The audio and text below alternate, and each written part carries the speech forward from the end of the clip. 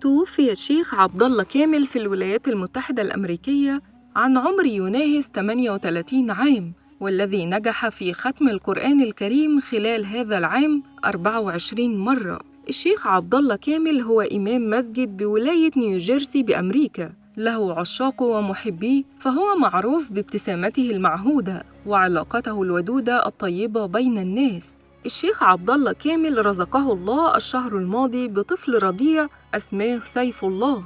تحدث مرافقه وصديقه الشيخ مصطفى أبو يوسف إمام وخطيب مصري بأمريكا، حيث قال: صلينا الفجر بالأمس وجلسنا معا حتى صلاة الظهر، وصلى بنا، ثم طلب الشيخ عبد الله الاستراحة، فعندما استيقظت توجهت لإيقاظه لصلاة العصر، فلم يقم حتى تأكدت أنه فارق الحياة.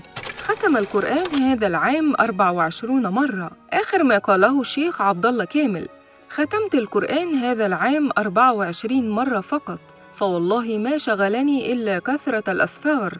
ومما قاله أيضاً قبل وفاته بيوم: إلى الذين ينكرون رؤية الله يوم القيامة، وهل يصبرني على ما أنا فيه إلا رؤية ربي يوم القيامة، حيث كان الشيخ عبد الله كامل كفيف.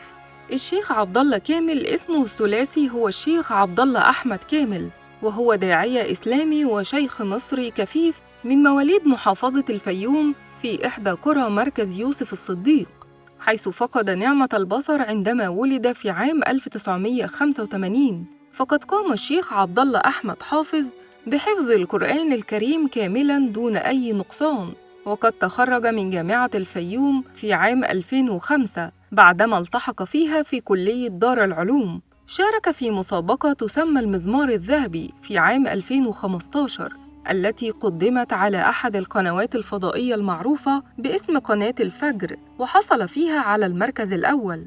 اشتهر الشيخ عبد الله كامل بصوته العذب في القرآن الكريم، حيث له تسجيلات عديدة على الإنترنت والتي تتوفر أغلبها على قناته الرسمية على اليوتيوب.